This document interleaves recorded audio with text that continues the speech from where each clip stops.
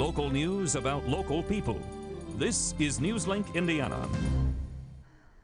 Hello, I'm Chris Bavender. Thanks for joining us. The son of a state representative was charged for his role in the death of a Newcastle man 2 weeks ago.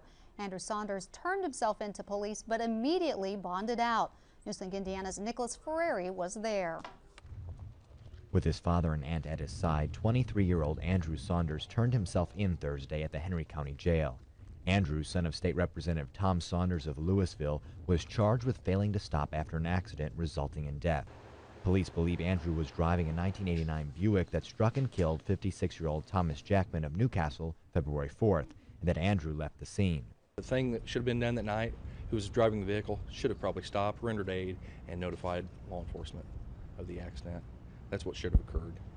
And if that would have all occurred that night, probably none of this would be happening.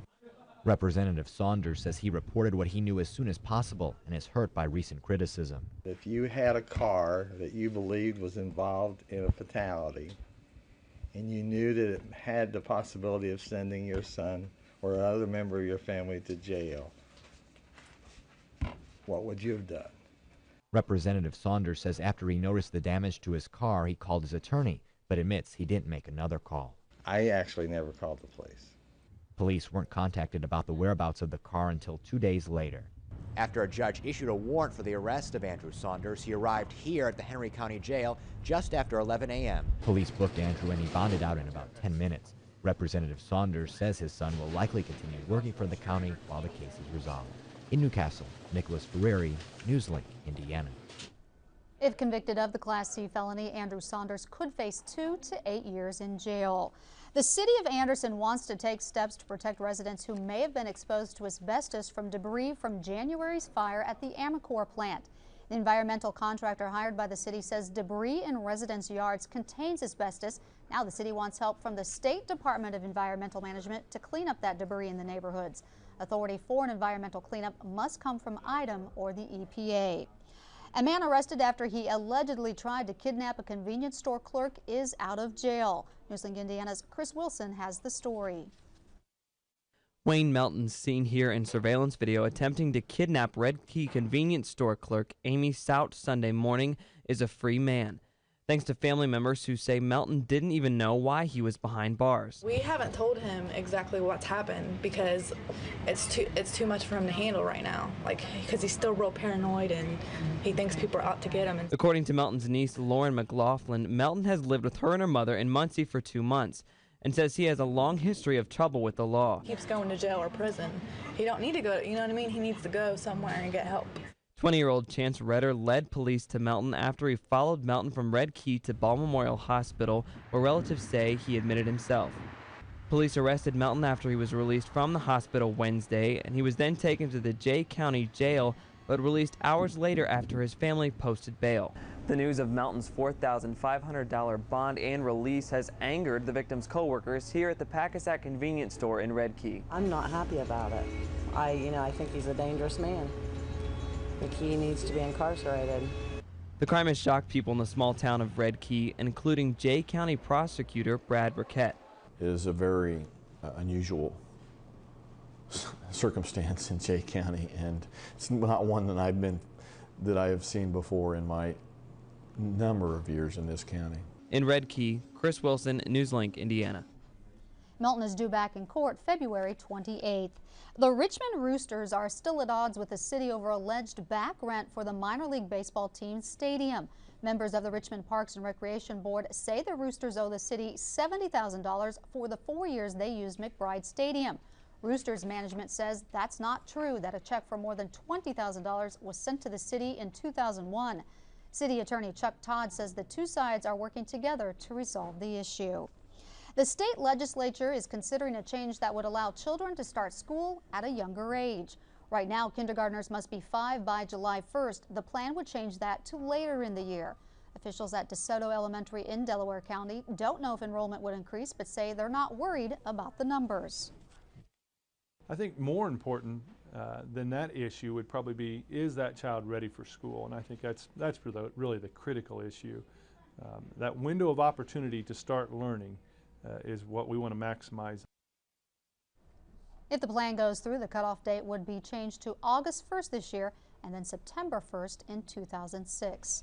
Well, Carrie Hazley joins us now with a look at our weather, and it is just so hard to believe, as cold as it is today, that just 2 days ago it was spring almost. I know 2 days ago temperatures topped out near 64 degrees in east central Indiana. Today we topped out at a mere 29 degrees, and that was actually at midnight tonight. Let's go ahead though and take a look at the almanac numbers for today. Average high for this date, 38 degrees, a far cry from where we actually reached 29 degrees. We reached at midnight and actually fell throughout the day. 24 degrees so far, the low for today on Thursday. Average low 20 degrees, and if you wanted to see the sunrise this morning, 7:30 or 7:32 in the morning. Take a look at high temperatures for Thursday across the state of Indiana. 27 was the high temperature in Fort Wayne today, 31 in the capital city. A cold front swept across the state of Indiana today. South of that frontal boundary, temperatures not as cold. Evansville topped out at 38 degrees. Weather changes. We talked about how it was warm just a couple of days ago. On Tuesday, we topped out at 63 degrees in Muncie. By Wednesday, we fell to 39 degrees. 29 for the high temperature on Thursday. A cold front swept across Indiana today. This is what really kept us, very cool, and it's actually what brought us the snow for the last 2 days. That system now has moved east, and high pressure will start to push into our area. This will dominate our weather for the next couple of days. Behind that, though, we turn our attention to a cold front. This is what will be dominating our weather as we head into the weekend. Take a look for overnight low temperatures on Thursday across the state of Indiana. In the teens, 12 degrees will be the overnight low temperature in Fort Wayne, Indiana. Terre Haute, you'll drop down to a low temperature of 17 degrees. Here in Muncie, Indiana tonight, flurries likely and little to no accumulation with the system. Our overnight low temperature will be 13 degrees tonight. For Friday, scattered flurries sticking around early in the morning, then gradual clearing as we head throughout the day today. 26 degrees will be the high temperature for Friday. West-northwest wind from 3 to 7 miles per hour. Temperatures around the region now that cold front has passed. Pretty uniform across the state of Indiana. 24 in South Bend. Still warm down in the southern parts of the state. 38 degrees will be the high temperature for another day in Evansville. For the rest of Friday night, partly cloudy skies and very cold temperatures. An overnight low temperature of 19 degrees. And if we take a look now at the 5-day forecast, big changes in store, at least as far as the sky conditions are concerned. On Saturday, another day of partly cloudy skies, but by Sunday, windy and rainy temperatures do at least get above freezing. We will start to see that change over to snow for Monday. Rain during the day and then a rain-snow mix for the overnight hours. And then back to near normal temperatures for Tuesday. So winter it is for just a little bit longer. Just a little bit longer, so. All right, thanks, Carrie. Well, shoppers in Newcastle used to go to the Wal-Mart for the rolled back prices, but they can now stop by the same building for a different kind of saving. Newslink Indiana's Aaron Schweitzer explains. Even though Walmart's a saving place, this is a real saving place. Almost 10,000 square feet makes this one of the largest churches in the area. The congregation numbers almost 450 people, but the church will be able to hold 1,200. They are very excited about being in a place that is not only larger, but in our previous building, or where we are now, there are a lot of steps. So the older people, those who are in wheelchairs, are glad that all of this is on ground level. When the First Baptist Church Family Life Center opens the doors for its first event a few days before Easter, the front will look a lot like a church, while the back will still resemble the old Walmart, like the garage door that will separate the altar from the hallway. It will have many classrooms, meeting rooms, and offices. In the old Walmart, this store separated the different storage areas. Now it's going to separate adult classrooms and a brand new gymnasium. Walmart rolled back the price of the real estate for the church, but the project has also benefited from donations of wallpaper, paint, and tables and chairs. We were kidded about having baptisms on aisle 5. Well, we can do that. We have a portable baptistry. But Pastor Yeager says the building shouldn't matter. And all that we do and say, we want to glorify God. And that's what we want people to see when they look at this building. It's not what we've done, it's what God has done through us. In Newcastle, Aaron Schweitzer, Newslink, Indiana. The new church building will cost around $3.5 million. That is Newslink Indiana. For Carrie Hazley, I'm Chris Bavender. Thanks for joining us. Join us again Friday for more news at newslinkindiana.com.